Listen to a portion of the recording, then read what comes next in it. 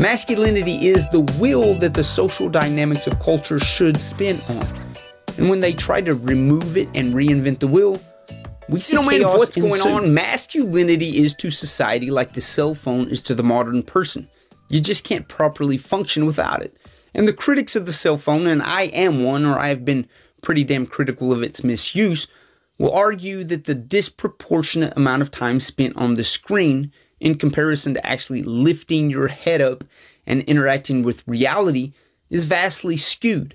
But whether it's phone, sex, alcohol, or anything for that matter that releases dopamine, well, shit, we're always going to be subject to its misuse and abuse. That's why it's key to have what the Stoics would call temperance or moderation. And I'm by no means suggesting you be moderate in your masculinity and to only dole it out when the barbarians are at the door, or even worse, when that nosy-ass neighbor brings over a casserole just to nose around your newly remodeled home. Like your carpet. Off with her fucking head! Because, as I stated, society can't properly function without masculine men. Whether the weak want to admit it or not, strength is a damn virtue, and a very lofty one at that. Without it, shit hits the fan, and it hits it quick. What I'm trying to get to stick to the wall is the notion that just like the phones in and of themselves are not evil or out to oppress you, neither is masculinity. We'd be fools, and the biggest of them all, to refuse to accept the fact that phones have handed the modern man a huge advantage. We're literally walking around in our hands with more knowledge than we know what to do. We have at our immediate access more knowledge than the smartest men of all time. So it's not the phone that's toxic, it's the misuse of that phone that leads to toxic behavior. And in this honeycomb is where we find the truth of masculinity, the sweetness of man's initiative. See, the masculine man is part of the very social dynamic that contributes to the progression and protection of society at large. And by protection, I don't mean solely lording over the women folk and the kid folk as the enemy advances towards our kingdom. I mean the masculine man in all his afforded responsibilities protects the code that upholds the community. He protects the beliefs, the traditions, and the direction of those sacred truths. Imagine being a torchbearer of some remarkable antidote, called to carry its health to the ills of a sick society.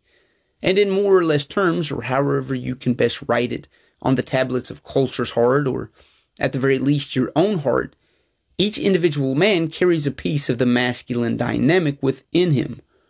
And for someone to spout off ignorance, claiming toxic masculinity exists, they would have to be the type of person that blames the gun for killing the victim, instead of the person actually pulling the trigger. But as we are all fully aware, those ignorant people exist. Ban all guns, they shout, until China and Russia pull up, and then, of course, they race towards those stocked up and sing their praises. It's the same vein of thought with masculinity. Society, or the weak-minded, want to ban competition. They want to remove the harshness of life, the unfairness, if you will, a damn pipe dream. Let's pull down the ladders so that no one can rise above, echoes across their foolish hearts. And then we all stand down here in the mud, feeling equal, because feelings are important, all the while everybody is envious of the one man breaking the rules. He's the guy that's climbing the fucking trees to get a better view of how he can get the hell out of the mud and feces. You're a man and you're made to climb the trees of life and let loose the masculinity resonating within you, to have a little ballsy attitude when it's needed, to test yourself, and hell, test some other people sometimes as well. God knows we all need testing, especially in our soft-ass, pajama-wearing days. It's good to be a man, to roughhouse around in the arena of masculinity, to explore how far you could go and who you could be if maybe, just maybe, you started testing yourself and your beliefs, and to begin to ground yourself and even make the assertion that being a man is a damn good thing. Hell, it's downright powerful and enthralling. We don't hate the bear for taking the bee's honey. He stomps around, knocks a few things out of his way, and gets what he wants, gets what he's made for. They call the actions taken to get your honey toxic, because in reality, they're too much of a coward to go get their own honey. So excuses and progressive terminology begin to replace their will to overcome instead. Calling the strong weak is a hell of a lot easier and of less effort than having to put in any actual work. The phone's not toxic, but its owner can be. Masculinity's not toxic, but the man can be. Masculinity offers the characteristics needed to advance society, both men and women, as well as its counterpart, femininity, or however the hell you say that word.